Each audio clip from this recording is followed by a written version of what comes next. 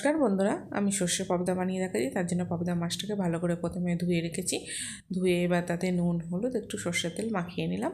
মাখিয়ে এখানে সর্ষের তেল গরম করে রেখেছিলাম। সেই গরম তেলে মাছগুলো দিয়ে এপিট ওপিট করে ভালো করে ভেজে তুলে নিলাম। এবার দেখো মিক্সিতে আমি কালো সর্ষে 2 চামচ, সাদা সর্ষে 2 চামচ আর পোস্ত আর অল্প একটু নুন দিয়ে একটু গুঁড়িয়ে নেবো। এবার 2টো কাঁচা লঙ্কা দিলাম, ঝালটা তোমাদের মতন দিয়ে অল্প একটু জল দিয়ে আমি ভালো করে পেস্ট বানিয়ে নেবো। এবার যে মাছ ভাজা তেলের মধ্যেই কালো জিরে আর চেরা কাঁচা লঙ্কা ফোড়নে দিয়ে তাতে কাশ্মীরি লঙ্কাগুলো হলুদ দিয়ে ভালো করে নেড়ে টমেটো পেস্টটা দিলাম আর দিলাম নুন। টমেটো পেস্টটা ভালো করে নেড়ে ছেড়ে তেল ছেড়ে আসা পর্যন্ত আমি নাড়লাম।